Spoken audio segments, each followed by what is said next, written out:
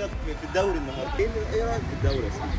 حلو، ايه رايك في الدوري النهارده؟ طب ايه الحاجه اللي عجبتك في الدوري؟ ايه اللي خلاك تشارك في دوري فنون جميله بالذات بدل ما تشارك في اي دوري؟ طب ايه اللي عجبك في الدوري؟ يعني ايه اللي خلاك مثلا تقرر تشترك في دوري فنون بدل ما تشترك في اي دوري مثلا تاني بيتعمل حر؟ ايه اللي خلاك تقرر تشارك في دوري فنون جميله بدل ما تشارك في الدوريات اللي هي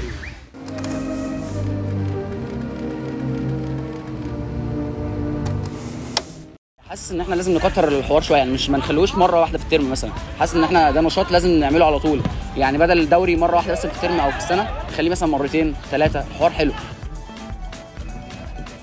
عدد الولاد فيها بيبقى قليل، بس بسم الله ما شاء الله زي ما انت شايف النهارده اللعيبه حاجه جامده. يعني كان هيبقى احسن لو عملناه بعد العصر. كله خلص محاضراته، مش كله جاي يجري زي ما احنا شايفين كده.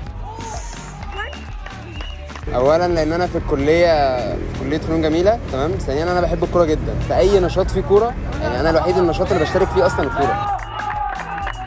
فاحنا ممكن نخليه كل ترم في نص الترم بالظبط عشان الوقت بتاعه.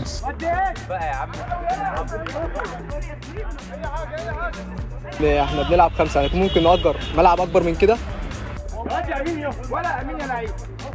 يعني اتمنى ان الدوري ده كل سنه يفضل، يعني احنا كنا مستنيينه اصلا ان هو يكون في الترم الاول. انا واحد كنت مستنيه جدا، يعني شفت ان هو اخر قوي، فاتمنى ان هو يثبت، يعني يفضل كل سنه ان شاء الله يكون في دوري، يعني ما تقطعوش العاده دي يعني.